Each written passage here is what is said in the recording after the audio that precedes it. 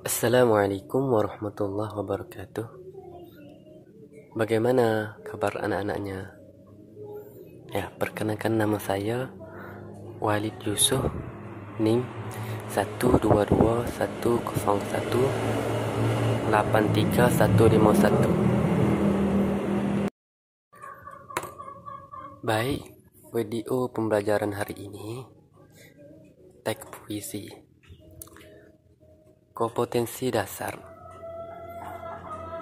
Menulis puisi dengan memperhatikan unsur pembangunannya, tema, diksi, gaya, bahasa, imaji, struktur, perwajahan. Indikatornya, pertama, mampu menulis puisi dengan memperhatikan tema. 2. Mampu menulis puisi dengan memperhatikan diksi. 3. Mampu menulis puisi dengan memperhatikan gaya bahasa. 4. Mampu menulis puisi dengan memperhatikan imaji. 5. Mampu menulis puisi dengan memperhatikan struktur. Yang terakhir, 6. Mampu menulis puisi dengan memperhatikan perwajahan. Tujuan pembelajaran. Setelah mempelajari materi dalam video pembelajaran ini, kamu diharapkan mampu 1. Menulis puisi dengan memperhatikan tema. 2. Menganalisis diksi dalam puisi. 3. Menulis puisi dengan memperhatikan gaya bahasa. 4. Menjelaskan imaji dalam puisi. 5. Menulis puisi dengan memperhatikan struktur. Yang terakhir, menulis puisi dengan memperhatikan perwajahan. Tujuan pembelajaran.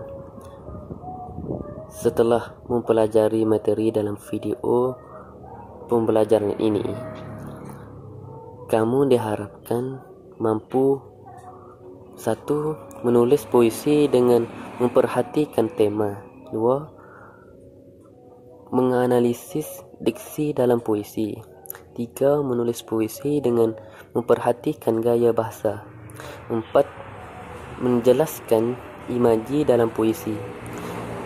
5. Menulis puisi dengan memperhatikan struktur. Yang terakhir, menulis puisi dengan memperhatikan perwajahan.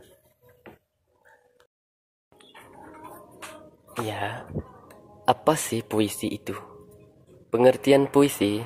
Puisi merupakan ragam sastra yang terikat oleh unsur-unsurnya seperti irama, mantra, rema, baris, dan bait.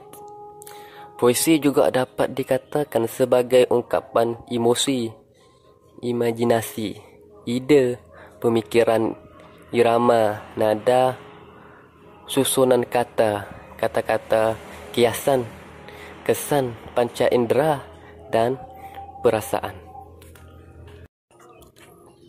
Selanjutnya,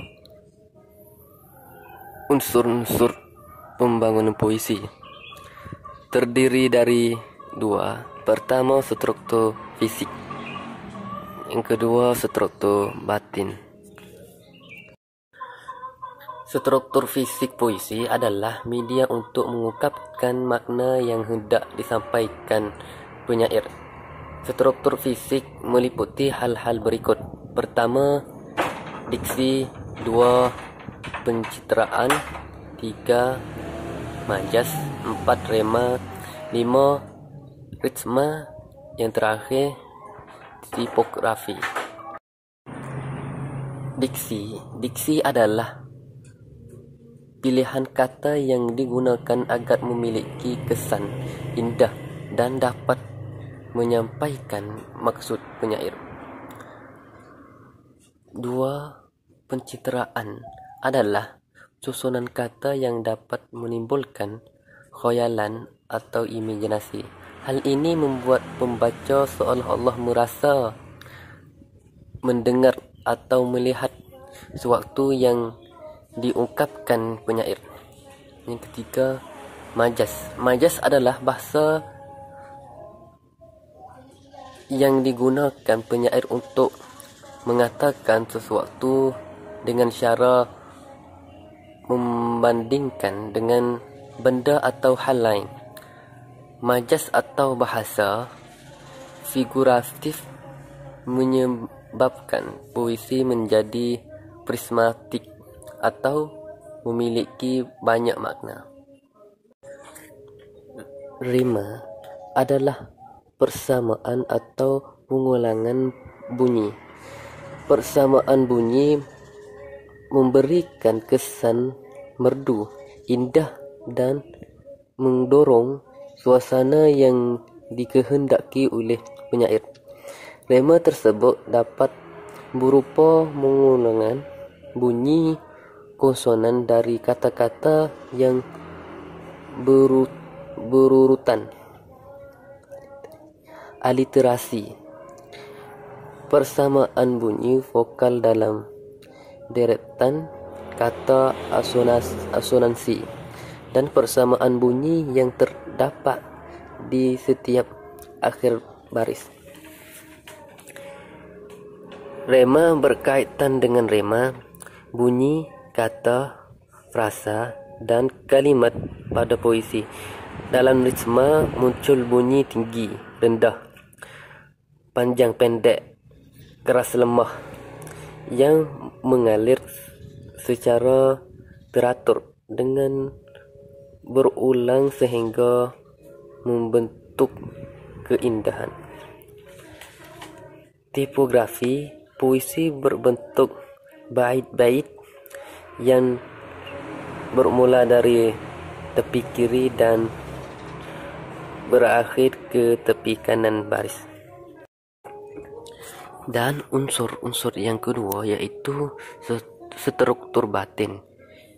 Ada 4 unsur batin, yaitu tema, perasaan, nada atau sikap. Yang terakhir, amanat, pesan. Tema merupakan pokok atau subjek mater yang dikemukakan oleh penyair.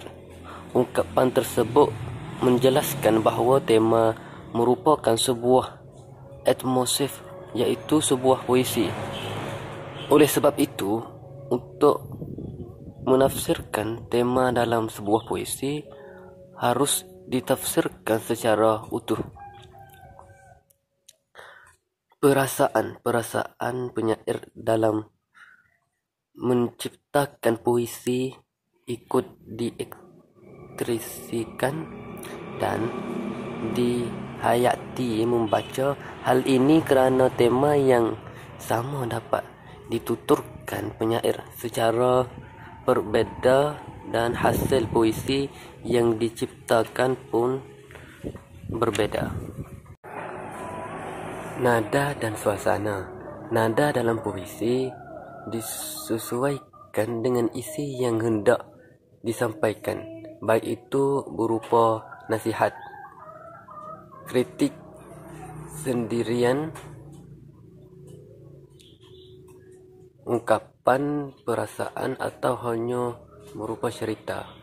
Kemudian, suasana adalah keadaan jiwa membaca setelah membaca puisi tersebut atau psikologis yang ditimbulkan terhadap membaca.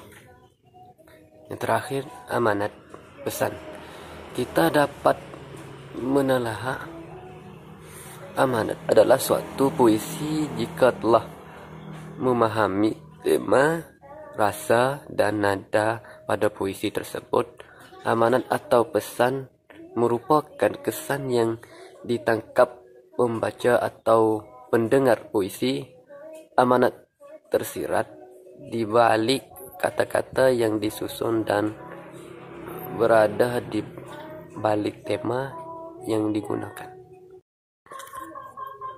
Dan selanjutnya, cara membuat puisi. Menulis merupakan salah satu bentuk menulis kreatif. Langkah-langkah yang harus dilakukan dalam penulis puisi adalah sebagai berikut. Pertama, menentukan jenis puisi yang hendak dibuat. 2. Menentukan tema dan pesan yang hendak disampaikan. 3. Mengembangkan tema menjadi kalimat berdasarkan hasil imajinasi. Yang terakhir, menuangkan ide dalam uraian kata-kata yang sesuai kaedah puisi. Dan berikutnya contoh puisi. Aku ingin, karya Sapardi Djoko Damono. Aku ingin mencintaimu dengan sederhana, dengan kata yang tak sempat diucapkan, kayu kepada api yang menjadikannya abu. Aku ingin mencintaimu dengan sederhana, dengan isyarat yang tak sempat disampaikan, awan kepada hujan yang menjadikan tiada. Demikian video pembelajaran kali ini. Jika ada kekurangan, yang salah dan silap, mohon maaf. Sekian. Wassalamualaikum warahmatullahi wabarakatuh.